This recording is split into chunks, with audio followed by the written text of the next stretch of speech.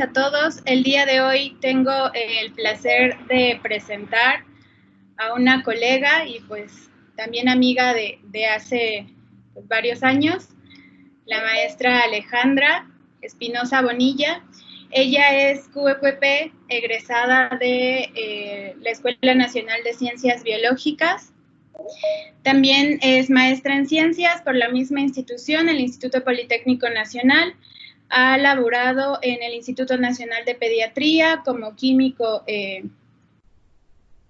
sustituto y actualmente, permítanme compartir mi pantalla, tengo por aquí una falla técnica, gracias. Y actualmente se desempeña como responsable técnico de la Central de Instrumentación en la Escuela Nacional de Ciencias Biológicas en el Instituto Politécnico Nacional. Les recuerdo que pueden enviar sus preguntas vía WhatsApp. Pueden anotar el número, igual ahí pueden solicitarnos información para las siguientes sesiones académicas y en el transcurso de la sesión se darán las indicaciones para la solicitud de la constancia. La mecánica se realiza únicamente durante el periodo que dura la sesión, ya después de que termina la sesión no se reciben solicitudes. Y pues maestra Alejandra, muchas gracias por acompañarnos. Muchas gracias por la invitación. No, de nada. ¿Puede, cuando guste, empezar a compartir su presentación? Ok, entonces comencemos. Cualquier duda que tengan al respecto, al final en la sesión de preguntas podemos platicarlo y como ya les indicaron, pueden ir mandando sus preguntas. Yo les voy a hablar un poco respecto a la anemia plástica. Vamos a empezar con generalidades y terminar con el diagnóstico de este síndrome. Antes que nada, vamos a hablar un poco de qué es la anemia plástica. Está descrito como un síndrome clínico de falla medular, síndrome porque está constituido de distintos síntomas, no podemos nada más quedarnos con 3 o 2 síntomas en particular y características, por lo cual se considera un síndrome que va a ir enfocado en una falla en la médula ósea. Es caracterizado por una pancitopenia periférica. Esta pancitopenia periférica se debe, permítanme, voy a poner el puntero. Esta pancitopenia periférica de la que les hablo se debe a la falla en la función y estructura de la célula progenitora hematopoyética. Debido a esto, se debe a una sustitución de elementos hematopoyéticos por tejido adiposo. Está descrita como una enfermedad autoinmune debido a que es mediada por los linfocitos de CD8 citotóxicos y debido a que no tiene la característica de regenerarse, por eso la tenemos como de tipo arregenerativa, en la clasificación arregenerativa. Muy bien, entonces, este síndrome es considerado, está catalogado como muy raro. En Asia se describe que hay 6.5 millones de casos, 6.5 casos por millón de habitantes. En Europa se describe que hay 2.5 y aquí en México, en el último estudio que se hizo, registrado en el 2004, menciona que hay 4.8 casos nuevos por millón de habitantes en personas menores a 15 años y 4.1 casos nuevos por millón de habitantes en personas mayores de 15 años. Sin embargo, lo interesante aquí, como ya les comentó mi compañera Rubí, yo hice la maestría y me enfoqué a esta línea de investigación y observamos que el número de casos es mucho mayor a esto. La etiopatología de este síndrome se puede deber a 2 situaciones, ya sea adquirida o hereditaria. En el caso de adquirida tenemos varios elementos que lo conforman, como puede ser el benceno, algunos organofosforados que se ocupan más específicamente en los fertilizantes. Hay virus que pueden desencadenar este problema, como el virus del Epstein-Barr, hepatitis o el virus de VIH.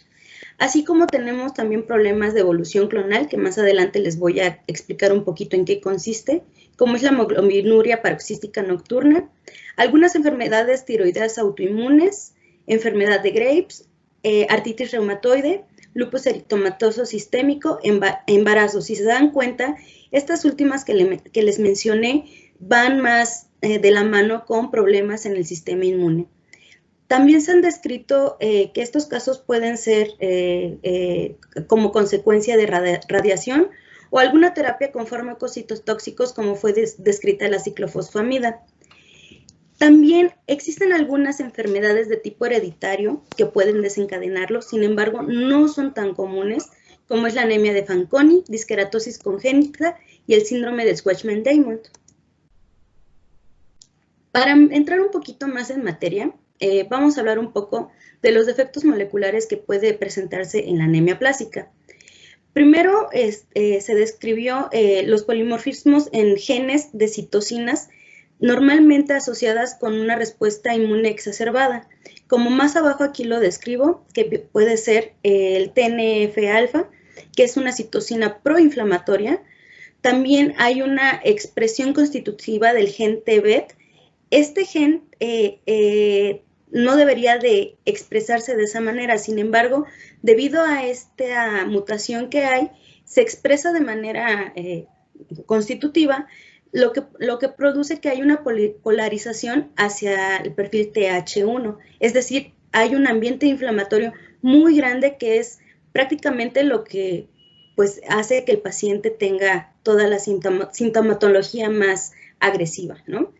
También hablamos de mutaciones en PRF1, que esto nos va a provocar una sobreexpresión de perforinas, y tenemos las mutaciones en SAP, que es un gen capaz de codificar una proteína que va a modular la inhibición de la producción de interferón gamma. Entonces, como ustedes pueden ver, todos estos defectos moleculares nos va a afectar precisamente a este ambiente inflamatorio. Ahora bien, la fisiopatología de este síndrome. Tenemos, primero debemos de estar expuestos a cualquiera de los agentes etiológicos que les mencioné anteriormente. Después de que se da esta activación, bueno, o este estímulo, la célula presentadora de antígeno va a presentar a nuestro linfocito CD4, pero debido a esta exposición con este agente etiológico, se va a dar una falla, se van a dar estas fallas moleculares de las que les he hablado. En particular está un poquito más descrito la mutación del gen TBET. Todo este mecanismo lo que va a provocar va a ser una sobreexpresión de la interleucina 2, que nos va a provocar una expansión clonal de nuestros linfocitos TCD8 citotóxicos. Al haber una gran proliferación de estos linfocitos, vamos a tener una cantidad exagerada de interferón gamma y de TNF-alfa, así como debido también a las fallas moleculares que les indicaba acá de este lado. Todo esto va a influir en el daño en nuestra célula progenitora hematopoyética, lo que va a provocar una apoptosis mayor, es decir, la célula se va a morir más rápido, su disminución del ciclo celular va a ser más elevado, por lo que nuestras células no van a vivir tanto tiempo y va a disminuir la síntesis de proteínas que son esenciales para la producción de nuestras líneas celulares. Esta situación nos va a desencadenar la falla hematológica.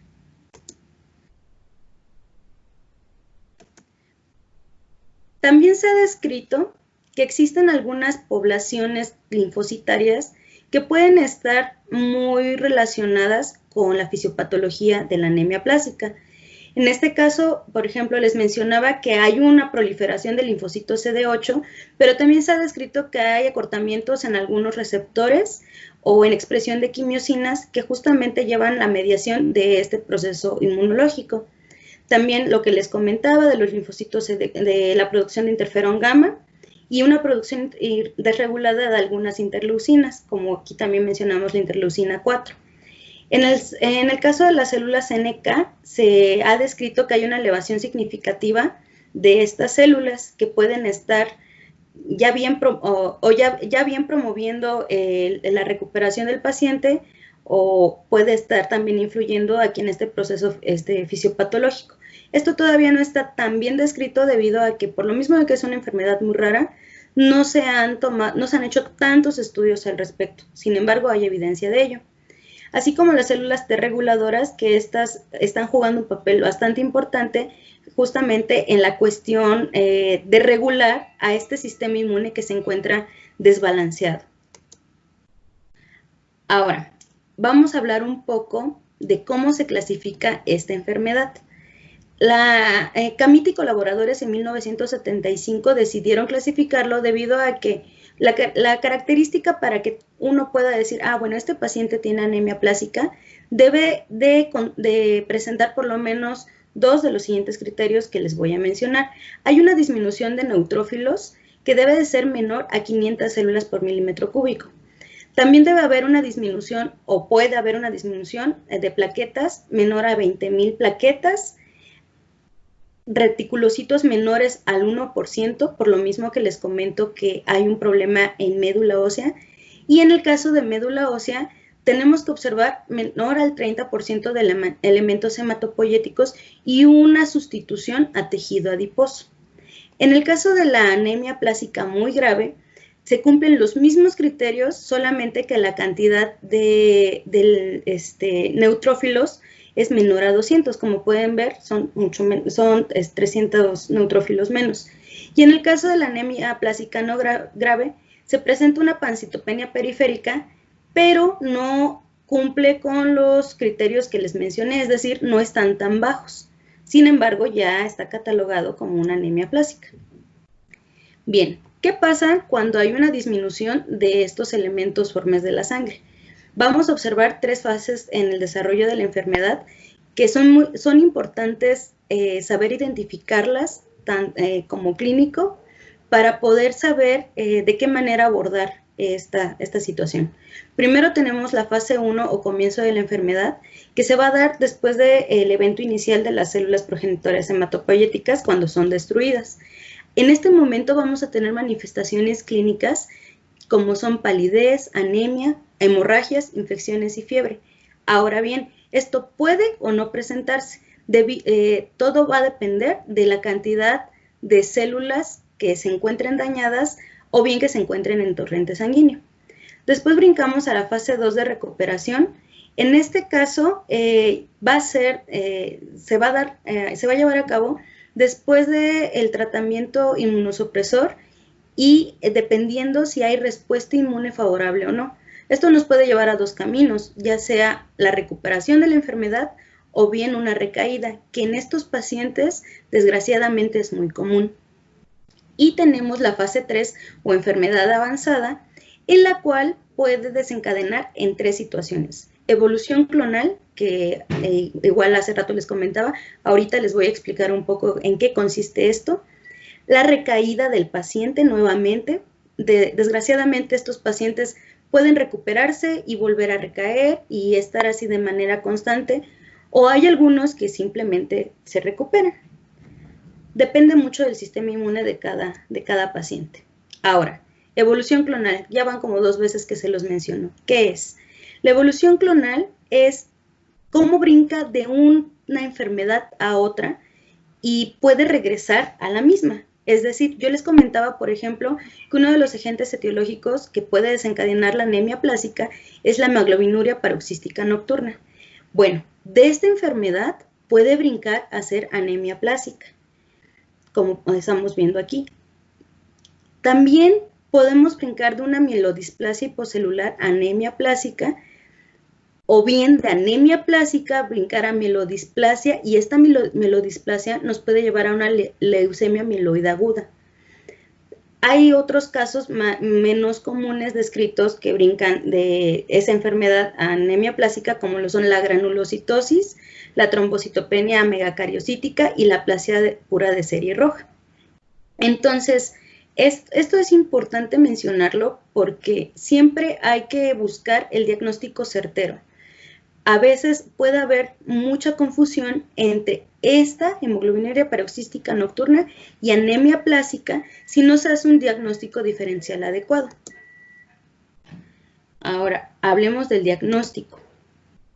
Existen algunas guías de diagnóstico y tratamiento por parte de la Secretaría de Salud y del IMSS.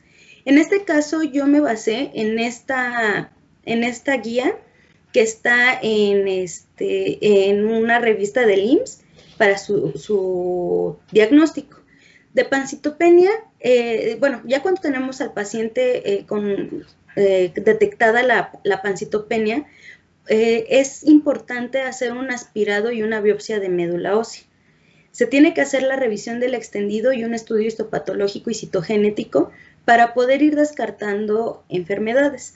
Asimismo, es importante hacer un cuestionario a estos pacientes para saber cuáles son sus antecedentes familiares, si hay alguna anormalidad constitucional, alguna neoplasia, todo lo que tenga que ver con sus antecedentes personales, inclusive su trabajo del paciente, porque, como les mencionaba, hay algunos agentes etiológicos, como pueden ser fertilizantes o algunos solventes, que nos pueden dar este indicativo de que estuvo en contacto con ellos y bien desarrollar la enfermedad.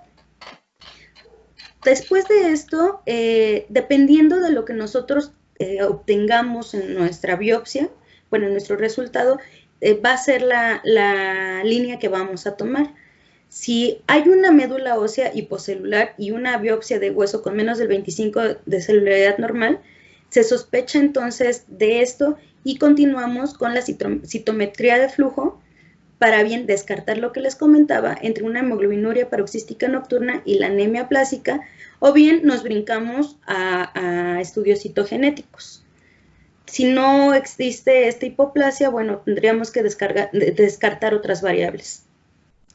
Respecto al estudio citogenético, lo llevamos a cabo y si no hay ninguna alteración en este estudio citogenético, entonces ya podemos dar por hecho que es una anemia plásica.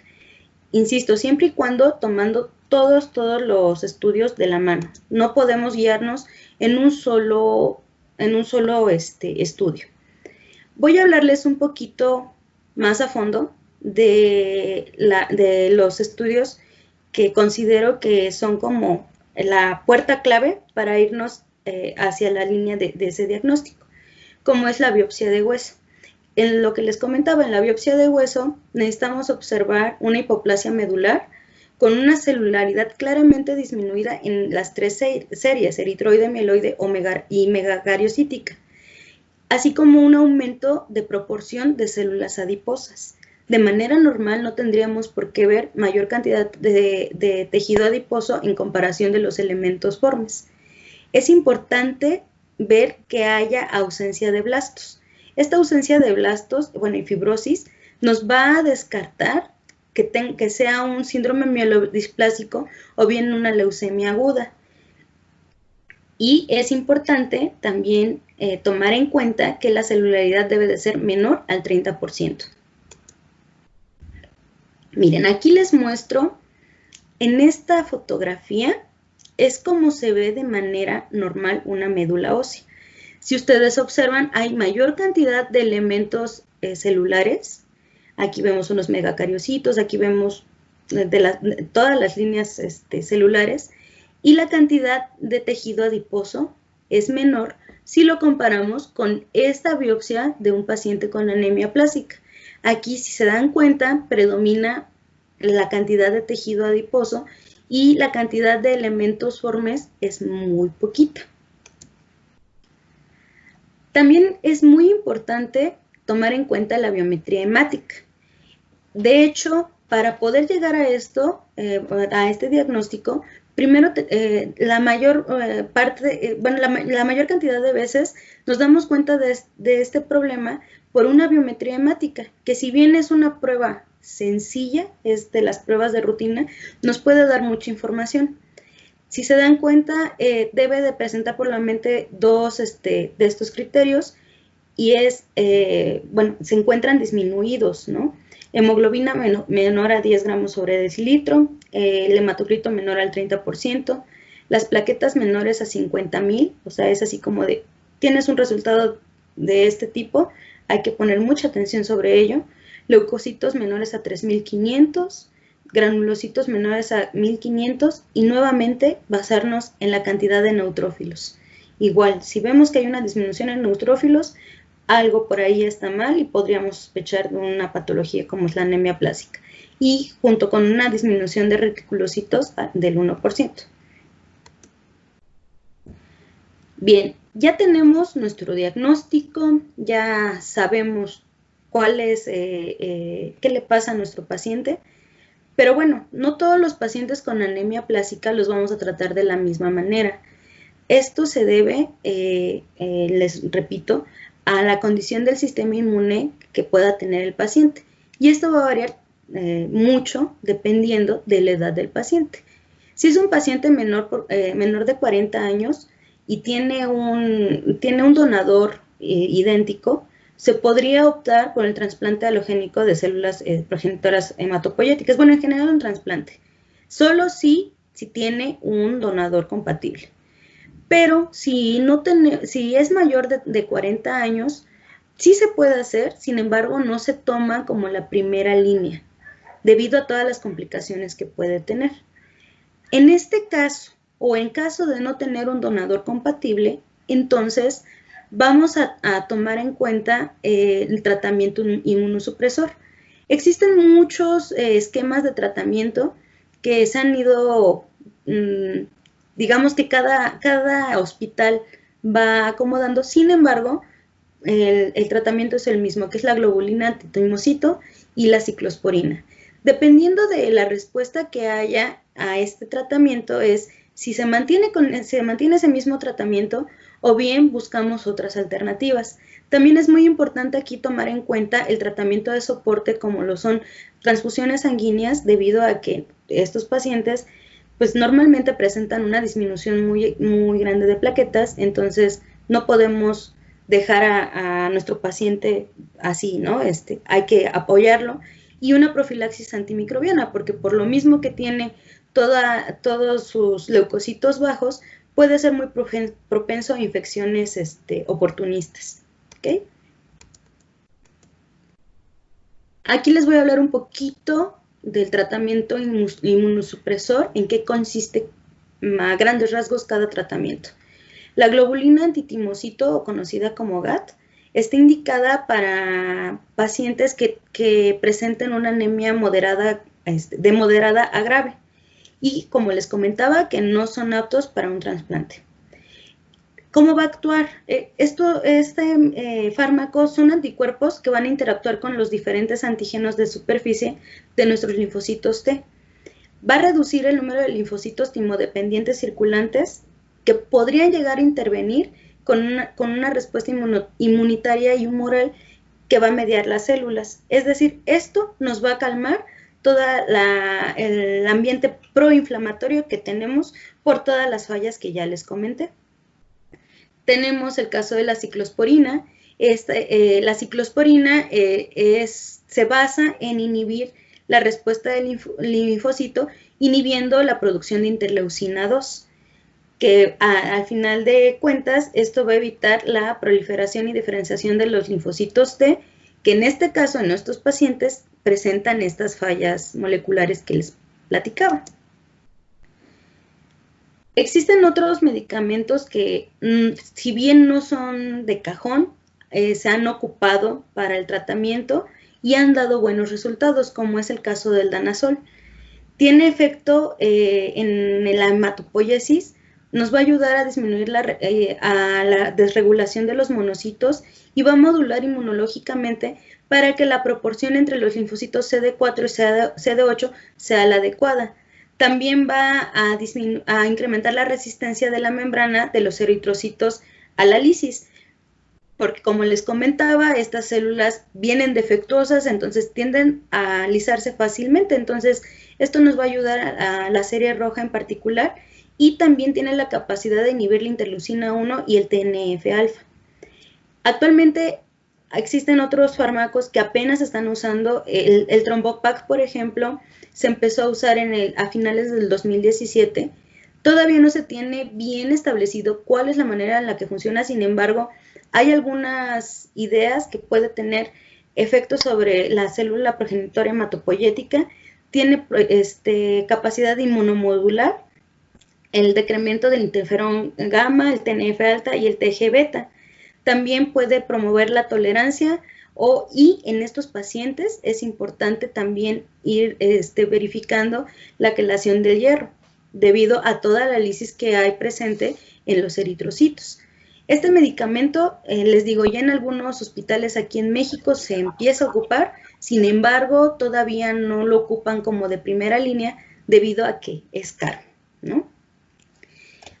Ok, ya con esto que les platiqué, vamos a tratar un caso clínico que yo vi en este tiempo que estuve haciendo la maestría en el Hospital La Raza.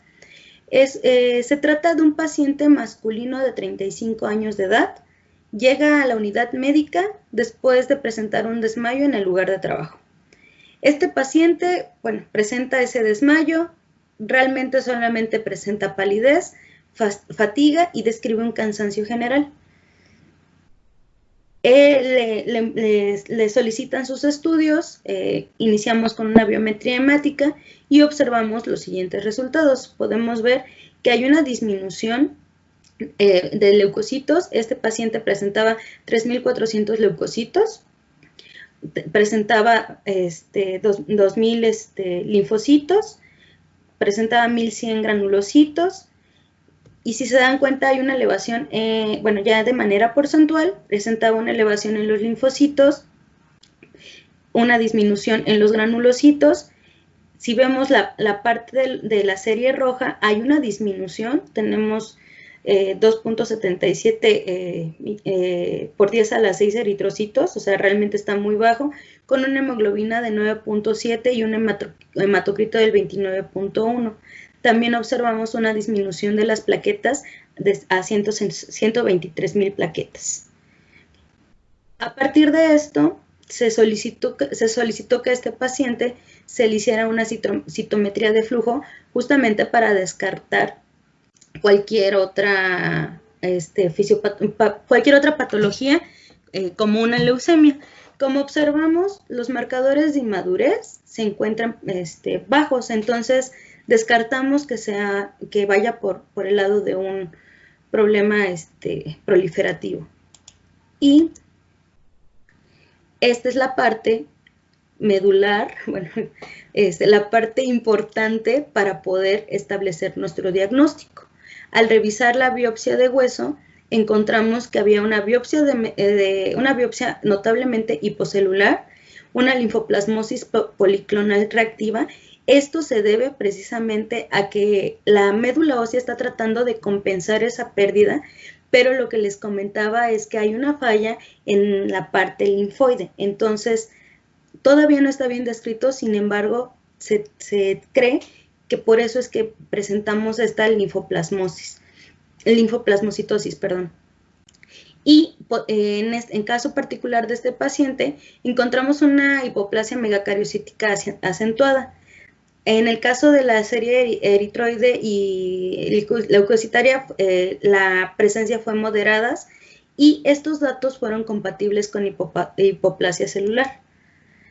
A este paciente, finalmente lo que se hizo fue tratarlo con globulina antitimocito y estuvo 2 años bajo este régimen. Hasta ahí me quedé en eso, pero estaba controlada su enfermedad. Como yo les comentaba, hay algunos pacientes que simplemente no se recuperan, no pueden llegar a sus niveles normales celulares. Hay algunos que sí llegan, pero por alguna razón no descrita vuelven a disminuir. Entonces sí es importante que en esta patología se tenga un control adecuado de estos conteos celulares. Y bueno, por mi parte sería todo. No sé si tengan alguna pregunta o algún comentario y podemos platicar al respecto. Bueno, tengo aquí una serie de preguntas. Voy a leer algunas de ellas. Llegaron ahorita y bueno, siguen llegando. Y bueno, dentro de las preguntas que llegaron, me voy a permitir leerlas directamente. La primera es, ¿cuál es el tiempo aproximado, el tiempo promedio de tratamiento para la recuperación de un paciente? Bueno, esto va a depender del sistema inmune del paciente. Como les comentaba, hay pacientes que pueden curarse en 6 meses, lo hemos visto, pero hay pacientes que pueden tener el tratamiento de por vida y no se curan, sin embargo logran tener una calidad de vida adecuada. En el caso particular de ahora que estuve haciendo la estancia ahí en la raza, teníamos un paciente que tenía 17 años y su diagnóstico fue cuando tenía 2 años y no lograba establecer sus valores en sangre, ¿no? Entonces, depende mucho del sistema inmune de cada paciente. Ok, perfecto. Muchas gracias. Bueno, por aquí tengo otra. ¿Qué es la globulina antitimocito? Se los explicaba hace un momento. Bueno, es un anticuerpo policlonal, es decir, no está totalmente purificado. Sin embargo, lo que va a hacer este anticuerpo va a ser unirse a los linfocitos T, que sabemos que son los que nos están dando ahí el problema en esta patología, y va a disminuir esa inflamación tan exacerbada que hay en nuestro paciente, en el organismo. De grosso modo, esa es la función de la globulina antitimocito. Tiene la característica de que puede obtenerse de caballo o de conejo, pero actualmente creo que ya solamente se maneja la de conejo. Bueno, otra de las preguntas es, ¿en qué tipo de pacientes se recomienda el uso de danazol? Y es como en conjunto con la ciclosporina. Sí, el danazol se ocupa solo si no hay una respuesta con la globulina antitimocito y si hay una dependencia por la ciclosporina. ¿A qué me refiero con una dependencia? Hay algunos pacientes que se les administra la ciclosporina y mejoran mucho, pero en el momento en que se les quita o se les suspende este medicamento, empiezan de nuevo a recaer. Entonces ahí es donde hablamos de una dependencia de ciclosporina y entonces es cuando se opta por ocupar el danazol. El danazol, el problema con él es que como es un corticosteroide, puede tener algunas reacciones adversas, por eso no se ocupa tan de primera línea, sin embargo, ha resultado útil en este tipo de situaciones. Gracias. Bueno, la otra pregunta es, ¿cuál es el tiempo de sobrevida de una persona con anemia plástica que no recibe ningún tipo de tratamiento? Una persona que no tiene tratamiento puede morir en un mes. Y eso es exagerando. O sea, estos pacientes requieren atención médica urgente, porque muchas veces ni siquiera es tanto la disminución, o sea, tal cual, de los elementos formes, sino que les comentaba, por ejemplo, que son muy susceptibles a enfermedades oportunistas. Okay. Y bueno, con respecto a los agentes etiológicos virales, pregunta si de los que mencionaba, si todos los subtipos del virus de hepatitis son causantes. Nada más está descrito de grosso modo como el virus de hepatitis. Realmente, como no es tan común, no se han hecho como estudios tan precisos. Pero normalmente, o al menos lo que a mí me tocó ver de manera práctica, los pacientes que yo vi estaban diagnosticados con hepatitis C, que es la más agresiva. Con respecto al análisis citogenético que se recomienda para el diagnóstico de la enfermedad, se sugiere que se haga un cariotipo como screening o alguna prueba de FISH en específico. No, yo tengo entendido que solamente es en screen, es lo que se recomienda, porque en realidad solo es para descartar. En este caso no hay una alteración, por eso no necesitamos ser tan profundos, ¿no? Al respecto. Ok, y bueno, otra pregunta. El trasplante de médula ósea, ¿con qué frecuencia se realiza en pacientes con anemia plástica? Aquí en México es muy bajo el índice de trasplantes, debido a que, pues para empezar, es complicado encontrar un donador histocompatible desde ahí. En segunda, aquí en México la anemia plástica está más, digamos, descrita en adultos que en niños. Y como vemos, el trasplante no es tan indicado en personas mayores de 40 años. Entonces, prácticamente se recurre más al tratamiento inmunosupresor. Ok, gracias. Por aquí hay una pregunta de si los pacientes son candidatos a ser sus propios donadores de células progenitoras o si necesitan a un donador. Bueno, en particular no puede ser del mismo paciente, porque estamos hablando que hay un problema genético. Entonces, no habría como una resolución del problema. Por eso les indicaba ahí en el mapa que tiene que ser un hermano compatible, un gemelo compatible, o bien un donador histocompatible, pero eso todavía lo dificulta más. Ok. Bueno, todavía tengo algunas preguntas, las voy anotando y las voy leyendo. Sí. ¿Qué pacientes no son candidatos a un trasplante de células progenitoras? Son pacientes mayores a 40 años, pero que también presenten sus valores de biometría hemática muy disminuidos, o que tengan alguna complicación clínica desde ahí. O sea, desde ahí eso es importante siempre tenerlo en cuenta. Pero regreso a lo mismo, yo creo que el mayor problema aquí para un trasplante es encontrar un donador histocompatible. Okay. Bueno, por aquí hay otra pregunta, creo que de aclaración. Menciona que en una de las diapositivas colocabas que debe haber valores por debajo de lo que se menciona en la diapositiva.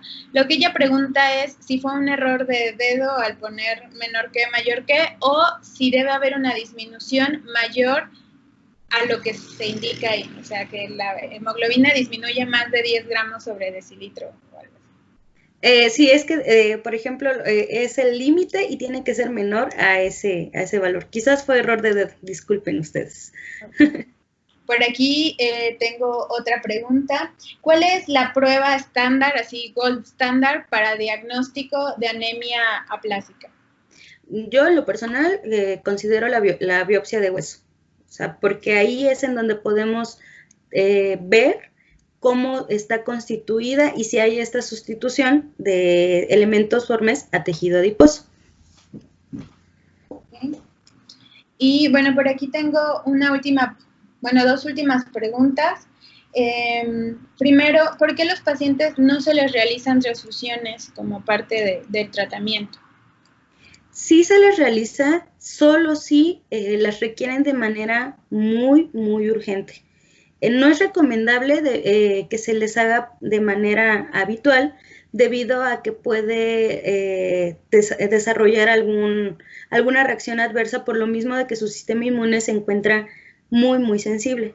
Sin embargo, cuando en el caso particular de las plaquetas, que se los comenté, es cuando sí se indica, pero tampoco es buena idea, a hacerlo de manera recurrente.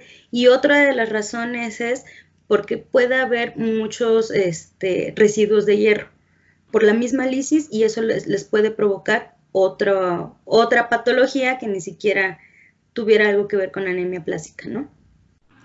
Okay. Bueno, la siguiente pregunta es si a los pacientes también se les administra eritropoyetina para aumentar el número de eritrocitos y pues compensar la anemia. Ha habido mucho debate en eso. Sin embargo, la eritropoyetina en este caso en particular no es tan recomendada. ¿Por qué? porque el problema en sí viene desde médula, es decir, si hay falla en nuestra célula progenitora y no está respondiendo de manera totalmente adecuada, aunque tú le pongas la eritropoyetina para que haya ese desarrollo, si la célula no tiene la maquinaria suficiente, simplemente no lo va a aprovechar. De hecho, también hay algunos, por ejemplo, el factor estimulante de colonias, lo usan, pero no es tan recomendado. La línea de tratamiento se va más bien al control de los linfocitos T, o sea, es decir, con nuestro tratamiento inmunosupresor. Ok, perfecto. Y bueno, tengo una última pregunta. ¿Qué tan frecuente es en México el diagnóstico de anemia plásica? Bueno, yo puedo platicar respecto a lo que vi. No sé cómo sea en otros hospitales de tercer nivel. Sin embargo, en donde yo estuve, en La Raza, el especialista diagnosticaba, ahora sí que tenía la clínica específica de anemia plásica, y en los 4 años que yo estuve trabajando con él, pues sí llegaron varios pacientes que se constituyeron en diagnóstico de anemia plásica. No sé, no puedo hablar de números así epidemiológicamente porque pues hablar de un solo hospital no es referente, ¿no? Pero sí es mayor a lo que está reportado. Por comentarles algo, yo en una consulta cuando estaba con el especialista observábamos hasta 20 consultas de anemia plásica en un día, ¿no? Entonces, se supone que no es tan común, pero ahí están los pacientes presentes. Ok, bueno, nos acaba de llegar otra pregunta. ¿Considera que está subdiagnosticada la anemia plásica y por eso no llegan a la atención médica de tercer nivel? El problema con la anemia plásica es que más bien no podemos basarnos solamente en una biometría, ¿no? O sea, si bien es nuestro paso a sospechar de ella, tenemos que basarnos en las otras pruebas, inclusive en citometría de flujo o los estudios citogenéticos, que si bien no nos va a decir, es esto, tenemos que englobar todo este mundo, por lo mismo de que, como les comentaba, es un síndrome, o sea, tiene muchas características que nos puede dar o causar cierta confusión. Entonces, sí es importante que el especialista esté muy preparado para poder dilucidar bien por dónde va, ¿no? Porque también podemos confundirlo con un síndrome mielodisplásico. Ok, bueno, otra pregunta. ¿De qué depende que un paciente pueda tener una evolución clonal a una leucemia, por ejemplo? Definitivamente de su sistema inmune. Si su sistema inmune no reacciona de manera adecuada, toda este mar de citocinas, este mar de mutaciones nos puede llevar a desencadenar en una leucemia, aunque esos casos son muy pocos. Realmente, en el caso de evolución clonal, se da más de hemoglobinuria paroxística nocturna a anemia plásica y en algunos casos de anemia plásica a hemoglobinuria paroxística nocturna. Okay. Y bueno, otra pregunta.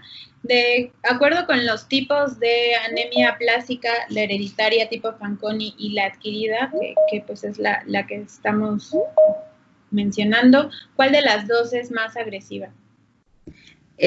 Normalmente la adquirida. ¿Por qué? Porque en el caso de las hereditarias, la anemia plásica solamente es como un síntoma más dentro de esas enfermedades. Y en el caso de la adquirida, por poner un ejemplo, ¿no? O sea, un paciente está expuesto a un solvente.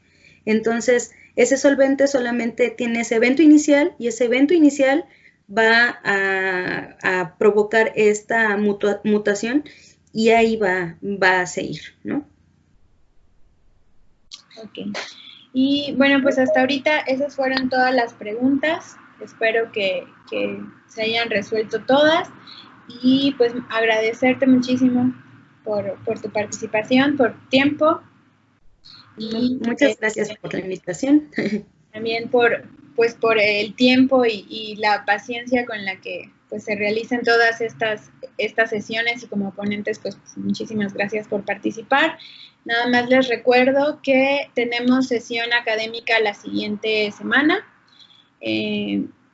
Esta sesión pues está un poco relacionada más al área farmacéutica y el tema será situación de las plantas farmacéuticas ante COVID-19, las prácticas de higiene y bioseguridad. Esta sesión será el día jueves 16 de julio a las 5 de la tarde y pues los esperamos también en esta sesión. Ahorita todos los que solicitaron constancias, estas tardan aproximadamente 5 días hábiles en llegar, pues no se desesperen, mandan el correo y aproximadamente una semana después se las enviamos de regreso. Y les agradeceríamos mucho que nos ayudaran a contestar la encuesta, sobre todo para saber qué temas les interesan, ¿no? Justamente esta parte farmacéutica fue uno de los temas de interés en las sesiones pasadas, entonces tenemos ya un ponente que nos hablará de esto. Y pues agradecerles a todos por su participación, por su asistencia. Y pues maestra Alejandra, muchas gracias nuevamente. Eso sería todo el día de hoy. Muchísimas gracias.